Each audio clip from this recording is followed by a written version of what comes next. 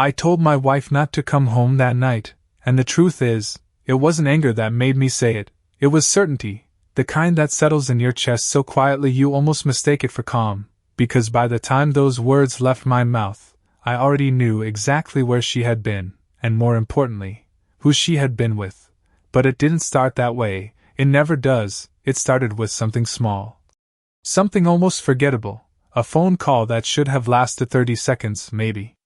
Less, just a routine check-in on a Tuesday evening while I was sitting in my truck outside a gas station off Route 9, engine idling, the soft hum of late summer heat pressing against the windshield. I remember watching a guy in a Cubs cap struggle with the pump like it owed him money. Ordinary, boring, the kind of moment you don't think twice about, until everything changes. I called Olivia once, let it ring, nothing, not unusual. People miss calls all the time, I told myself that as I tapped the steering wheel, watching the seconds stretch just a little too long. Then I called again, same result, straight to voicemail this time, and that's when it hit me, not panic, not even worry, just a quiet shift, like a door closing somewhere in the house of your mind. Then my phone buzzed in my hand, her name lighting up the screen, not a call back, just a text, 2 words. I'm busy. No emoji, no explanation, no. Call you later. Just that, cold and flat like it had been copied and pasted from somewhere else, and I stared at it longer than I should have, thumb hovering over the keyboard, because the thing about being married for 8 years is you learn the rhythm of a person, the small patterns they don't even realize they have. Olivia never texted like that, not to me. She was the kind of woman who filled silence, who added extra words, extra warmth, even when she didn't have to, and suddenly there was none of that. Just distance, measured and intentional. I leaned back in my seat, letting the leather creak under my shoulders, replaying that message in my head like it might change if I looked at it long enough. But it didn't, it stayed the same, and so did the feeling creeping up behind it, that something had already gone wrong long before this moment, that maybe I had just been too busy, too distracted, or too willing to believe everything was fine. I typed back slowly, not rushing, not accusing, just one sentence, simple, controlled. Don't come home tonight. And when I hit send, I didn't feel relief, I didn't feel anger either, just that same quiet certainty settling deeper, like concrete drying, because somewhere between that unanswered call and those 2 empty words, I realized I wasn't guessing anymore. I wasn't imagining things, I wasn't overthinking, I was finally seeing something that had been there all along, and for the first time in a long time, I stopped trying to fix it, and just let it be exactly what it was. I did not drive home right away, not because I was avoiding the house, but because I needed the quiet to think without interruption, the kind of silence you only get sitting alone with an engine running and nowhere to be. And I stayed there longer than I should have, watching people come and go under the fluorescent lights, each of them carrying on with their lives like nothing had shifted, like nothing had cracked open. And for a moment I almost envied that, the simplicity of not knowing. Because once something clicks into place in your mind, once that small doubt turns into something solid, you cannot unsee it, you cannot go back to the version of reality you had before. And I realized I was not reacting to that message itself, I was reacting to everything that had led up to it, all the small things I had ignored, all the moments I had explained away, all the times I chose comfort over questions. Because it is easier to believe your life is stable than to admit it might not be. I finally turned off the truck and drove home, the familiar streets looking the same as they always did, quiet suburban blocks, porch lights glowing, sprinklers ticking in the distance. Nothing about it felt different, except it did, because I was different now. I walked into the house and the first thing I noticed was the silence, not the peaceful kind, but the kind that feels staged, like a room waiting for someone to step into it and play their part. Her shoes were by the door, the ones she wore to work, but she was not there, which meant she had come home earlier, changed, and left again, and that detail landed heavier than it should have, because it was intentional, it required planning. I set my keys down on the kitchen counter and looked around. Everything was in its place, the framed photos, the coffee maker. The same life we had built piece by piece over the years, and I tried to match that image with the feeling sitting in my chest, but they did not align anymore. I opened the fridge out of habit, stared at what was inside without really seeing it, then closed it again, my phone still in my hand, that message still sitting there like it was waiting for me to challenge it.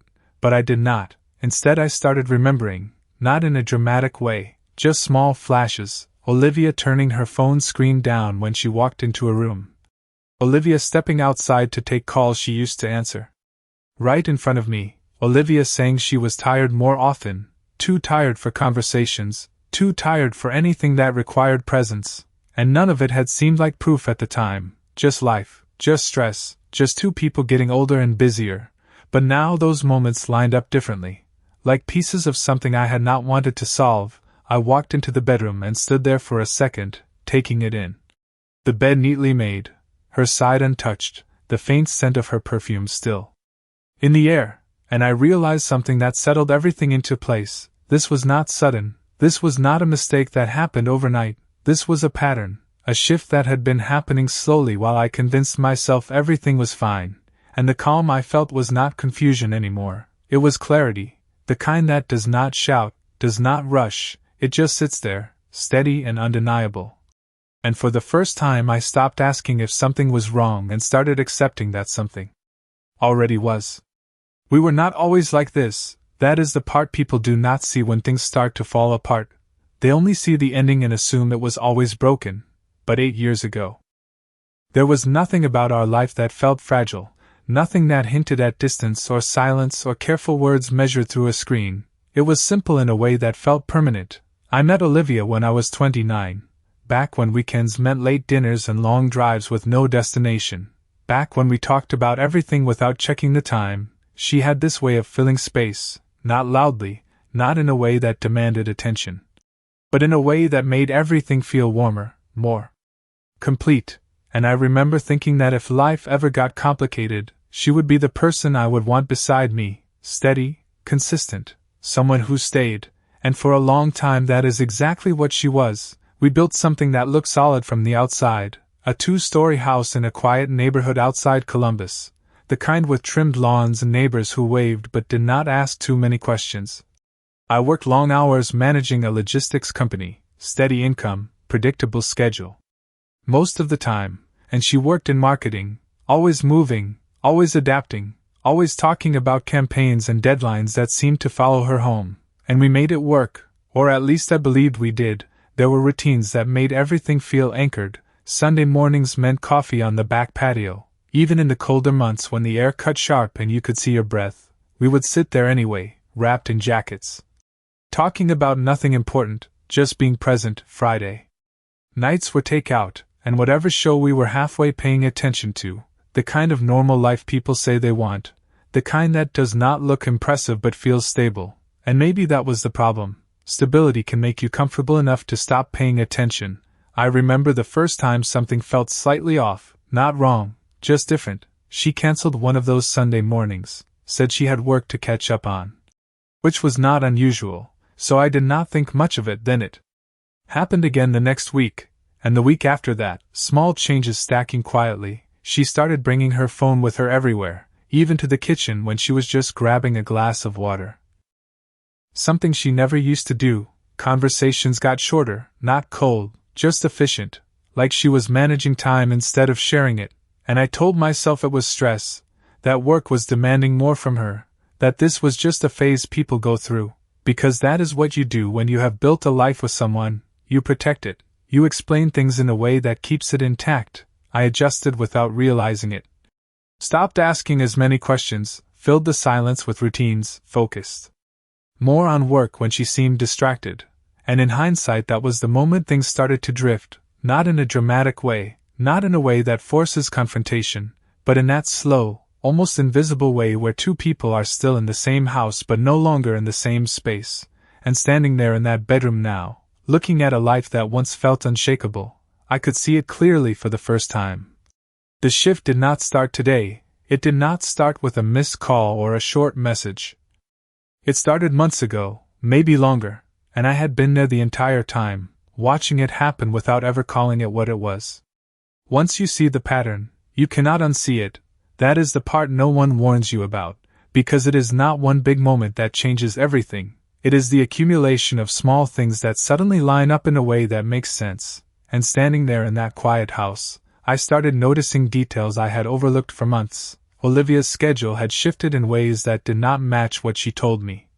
Meetings that ran late but never seemed to have clear outcomes. Last-minute work events that she could not quite explain when I asked simple questions, nothing dramatic enough to raise suspicion on its own. But together they formed something more structured, more intentional. I walked back into the living room and sat down, letting my eyes move across the space like I was seeing it for the first time. Her laptop bag was on the chair by the window, slightly unzipped, which was unusual because she was always careful with her things. Always organized. I did not rush, I did not react, I just sat there for a moment letting that same calm settle deeper, because reacting too early would mean acting without understanding, and I was past that point now. I reached over and opened the bag slowly, not searching like someone desperate, just observing. Inside were the usual things: charger, notebook, a folder with printed documents, but there was also something else, a second phone charger that did not match the one she normally used, a small detail, easy to dismiss. Except it did not belong to her routine. I set it back exactly where it was and leaned back, letting the information sit, my mind moving through the last few weeks, connecting pieces that had felt random before. The way she angled her screen away from me even when there was nothing important on it, the way she smiled at messages she did not share, the way she started locking the bathroom door when she used to leave it open without thinking, and I realized none of this was accidental. People do not change habits that deeply without a reason, and whatever that reason was, it was not something she was ready to say out loud. I stood up and walked to the hallway, pausing outside the closet, not because I expected to find something obvious, but because I needed to understand the extent of the change. Her side was neat as always, clothes arranged by color, shoes lined up, everything in place, except there were new outfits I did not recognize, tags removed but still stiff, like they had not been worn around me. And that detail carried more weight than anything else, because it meant there were parts of her life happening outside the version I knew. I closed the closet and stepped back, exhaling slowly, not out of frustration but out of clarity. This was not about one night, not about one message. This was about a version of reality that had been quietly replaced while I stayed in place, and the more I looked, the more obvious it became that I had been living in the outline of something that no longer existed the way I believed it did. I returned to the kitchen and checked the time, calculating without rushing. If she had left earlier and was still not home, then wherever she was, it was not temporary, it was planned, and the realization did not hit like a shock, it settled like a conclusion, steady and complete, and for the first time I understood that this was not a situation that required emotion, it required patience, because whatever she was doing, whatever she thought was hidden, had already started to surface, and all I had to do now was let the truth come into focus. By the time the house settled into that late evening stillness, I had already made a decision, not out of impulse, not out of anger, but out of something far more controlled. I was not going to confront her, not yet, because confrontation is what people expect when they think they are hiding something. It is what gives them time to adjust their story, to shift details, to turn uncertainty back into confusion. And I was not interested in confusion anymore. I was interested in clarity, the kind that does not leave room for explanation. So instead of pacing or replaying scenarios in my head, I sat down at the kitchen table and began thinking like I would at work when something did not add up, methodical, step by step, removing emotion from the equation. I opened my laptop and pulled up our shared calendar, something we had used for years to keep track of schedules, appointments, trips, everything that made life predictable, and I started comparing entries, not just for today, but for the past few weeks. Her late meetings, her weekend obligations, her sudden changes in routine, and what stood out was not just the frequency, but the consistency, the same days, the same vague descriptions, the same lack of detail, as if something had been carefully repeated enough times to feel normal. I leaned back and let that sink in, because patterns do not lie, people can, but patterns do not. Then I checked something else. Something simple, our bank statements, not because I expected something obvious, but because small details tend to leave traces, and there it was, nothing dramatic, no large unexplained withdrawals, just subtle things, charges at places she had never mentioned, restaurants I had never heard her talk about, times that did not match her supposed work hours. Again, nothing that would raise alarms on its own, but together they told a story, a quiet one, but a clear one. I closed the laptop slowly and sat there for a moment, absorbing it, not rushing to conclusions, just letting the pieces settle into place, because this was no longer a feeling, it was structure, it was behavior, it was intent. I stood up and walked back to the living room, my phone still in my hand, and opened a location app we had set up years ago for convenience. Something we barely used anymore because trust had made it unnecessary, or at least that is what I had believed. Her location was still active, which told me something important. She was not expecting to be questioned, she was not expecting to be checked, and that meant whatever she was doing, she believed it was safe. I watched the small icon on the screen, steady, unmoving, sitting in a part of the city she had never mentioned working in, not near her office, not near any place that made sense for her schedule. And I felt that same calm settle even deeper, because now there was no ambiguity left, just confirmation waiting to be completed.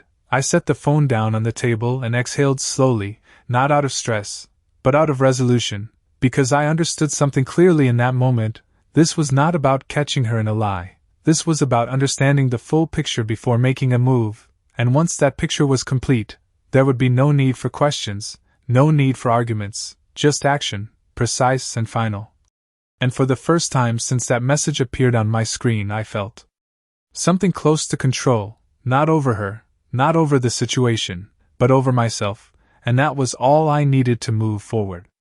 I did not rush out the door right away, even though every instinct people imagine in that situation would tell you to move, to react, to go see for yourself.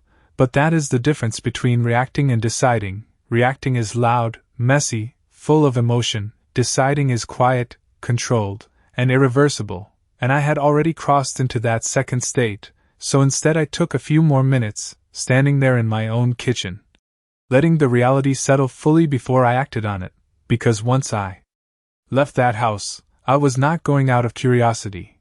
I was going to confirm what I already understood. I grabbed my keys, turned off the lights, and stepped outside into the night air, the kind that feels cooler than it actually is when your mind is focused. The neighborhood was still, just the distant sound of a television through an open window somewhere, a dog barking 2 houses down, normal life continuing without interruption. I got into my truck and started the engine. The dashboard lighting up in that familiar way, everything exactly as it had been earlier, except now there was direction behind it.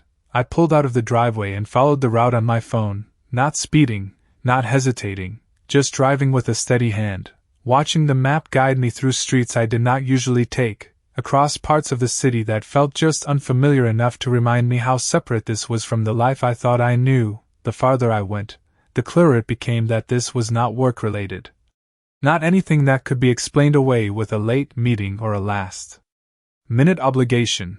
And that realization did not sting the way people expect. It did not hit like a wave, it settled like confirmation, quiet and complete. I turned onto the street where the location had stopped moving and slowed down, scanning the area without drawing attention. A row of mid-range hotels, a couple of restaurants still open, dim lighting, a steady flow of cars coming and going. Nothing unusual for that part of town, nothing that would stand out to anyone else. I parked across the street, engine off, hands resting lightly on the wheel, and just watched, not searching, not panicking, just observing, because at this point the details mattered more than the emotion. A few minutes passed, maybe 5, maybe 10, time stretches differently when you are waiting for something you already expect, and then I saw her, Olivia, stepping out of the lobby, her posture relaxed, not rushed, not stressed, just normal. The same way she would walk out of a grocery store or a coffee shop.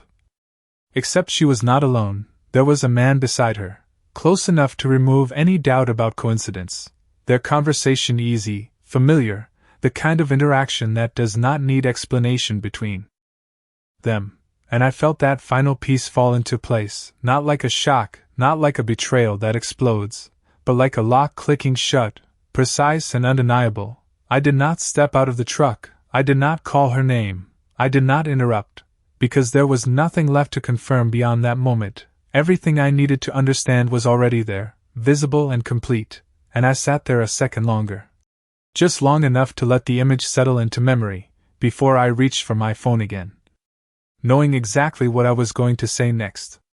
I did not follow them. That is the part most people would not understand, because it seems like the natural next step, to get closer, to hear something, to confirm even more, but I already had everything I needed. Anything beyond that would not give me clarity, it would only feed emotion, and I was not interested in that anymore, so I stayed in the truck, watching just long enough to understand the rhythm between them, the ease, the familiarity, the absence of hesitation, and once that was clear, I reached for my phone, not to call, not to confront, but to begin something far more controlled. I opened the camera app first, not in a frantic way, just steady, and captured what I could from a distance, enough to document the moment without making it obvious, not because I wanted proof for an argument, but because I understood something important. Facts matter more when they are undeniable, and once I had that, I set the phone down and let out a slow breath, the kind that marks the end of doubt, because there was no doubt left, only decisions. I started the engine again but did not pull out right away. Instead I sat there thinking through the next steps the same way I would map out a project, calm, structured, no wasted movement. The first thing I knew was that I would not confront her tonight, not in the driveway, not in the kitchen, not in a way that allowed her to shift the narrative or turn this into something emotional. Timing matters, and reacting too early would only give her space to adjust, to explain, to minimize, and I was not giving that space away, so instead I drove away from the hotel, not fast, not slow, just steady, the city lights passing by in a blur that felt almost detached from what had just happened, and as I drove, I started putting pieces into place. I thought about our accounts, our shared responsibilities, the structure of everything we had built together, and how quickly that structure could shift if handled correctly, not out of revenge, not out of anger, but out of control. Because control was the only thing that mattered now, I pulled into a quiet parking lot a few blocks away and stopped again, this time opening my phone to send a message, not a long one, not emotional, just clear and precise, the kind that does not invite conversation, and as I typed, I did not rush. I chose each word carefully, because this was not just a message, it was the first move in something much larger, and when I sent it, I did not wait for a reply, I did not watch the screen for typing bubbles or read receipts. I simply set the phone down and looked out through the windshield, the reflection of streetlights stretching across the glass, and in that moment I felt something settle fully into place, not satisfaction, not relief, but resolution, the kind that comes when a situation stops being uncertain and starts being defined, because whatever she thought was hidden, whatever she believed I did not see, had already crossed into something visible, something structured, something real, and from that point on, it was no longer about discovery, it was about execution, quiet, deliberate, and final. I got home before she did, which was exactly how I wanted it, not because I needed time to prepare something dramatic, but because I needed everything to be still, controlled, unchanged, the way it always looked on the surface. I parked in the driveway and sat there for a second, engine off, the faint ticking sound as it cooled down filling the silence, and I realized how familiar everything felt, the porch light casting that same warm glow, the quiet street, the sense of normal that had once meant stability but now felt like a stage set, something that looked real until you stepped behind it. I walked inside, closed the door gently, and moved through the house without turning on extra lights, just enough to see, not enough to change the atmosphere. I did not pace, I did not check my phone, I simply sat down in the living room, leaning back into the couch, hands resting loosely, waiting, because this moment was not about confrontation, it was about timing, and timing only works when you do not rush it. Minutes passed, maybe 20, maybe more, time did not feel urgent anymore, it felt measured. And then I heard it, the faint sound of a car pulling into the driveway, tires crunching lightly against the gravel, the engine cutting off, followed by the pause that always comes before someone steps out, like the world holding its breath for a second. The front door opened, and Olivia walked in, casual, composed, the same way she always did, keys in hand, her expression neutral until she saw me sitting there, and for a fraction of a second, something shifted in her eyes, not panic, not guilt. Just surprise, like she had not expected me to be there. Which told me everything I needed to know about what she thought this night was, just another routine return, another normal ending to a day she believed was separate from me. She closed the door behind her and gave a small smile, the kind she had used 1,000 times before. "You are still up," she said, her voice steady, natural, as if nothing had changed, and I looked at her for a moment before answering, not searching her face for answers, not waiting for her to reveal something, just observing the distance between what I knew and what she was presenting, and when I finally spoke, my voice matched hers, calm, controlled, without tension. "I told you not to come home," I said, not louder than necessary, not sharp, just clear, and the room shifted in a way that could not be undone. Her smile faded slightly, confusion replacing it as she tried to process the words, not because she did not hear them, but because she did not expect them. "What do you mean?" she asked, her tone still holding on to that normalcy, that attempt to keep things within the boundaries she understood, and I let a brief silence sit between us, not to create drama, but to remove any space for misunderstanding. Before I reached for my phone and placed it on the table in front of me, the screen lighting up with the image I had captured earlier, clear enough, undeniable enough, and I watched as her eyes moved to it, as recognition replaced confusion, as the reality of the situation caught up to her in a way words never could, and in that moment, there was no need to raise my voice, no need to explain, no need to argue. Because everything that needed to be said had already been shown, and the only thing left in the room was the truth, sitting between us, quiet, complete, and impossible to avoid. She did not speak right away, and that silence told me more than anything she could have said, because people who are innocent fill silence quickly, they explain, they question, they push back. But she did none of that. She just stood there, eyes fixed on the phone, the image reflecting back at her like something she could not reshape or redirect, and I watched the shift happen, subtle but undeniable. The moment where denial turns into calculation, where the mind starts searching for a version of the story that might still work, but there was no version left, not this time. She finally looked up at me, her expression no longer confused, just measured, careful. "Ethan," she started, like she had said my name 1,000 times before, but this time it carried something different, something rehearsed even in the moment, and I raised my hand slightly, not to stop her out of anger, but to make something clear before she began. "Do not," I said, my voice steady, not louder than before, just firm enough to remove any space for negotiation, and she paused, reading the tone more than the words, because tone is what tells you whether something can be fixed or not, and in that moment, she understood that this was not a conversation she could steer. I leaned forward slightly, resting my forearms on my knees, looking at her the same way I would look at any situation that had already reached its conclusion.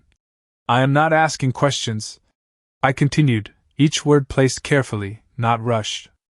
"I am not interested in explanations, and I am definitely not interested in excuses." The room felt smaller then. Not physically, but in the way truth compresses space, removes distractions, leaves only what matters. She exhaled slowly, her shoulders lowering just a fraction, as if something inside her had accepted that the version of control she thought she had was gone, and for a second, I saw something real cross her face, not guilt in the dramatic sense, but the recognition of consequence. The understanding that actions had reached a point where they could no longer be hidden behind routine or silence.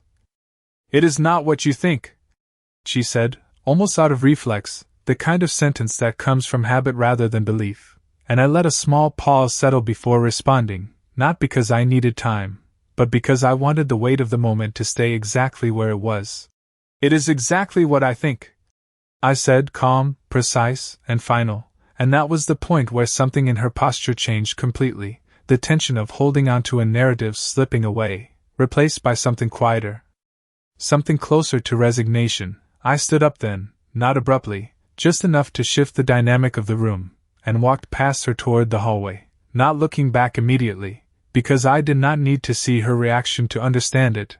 I had already seen everything I needed to see, and as I reached the doorway, I stopped for a brief second, just long enough to say the only thing that mattered moving forward. I have already made arrangements, I said, my voice even, controlled. Accounts. Access, everything.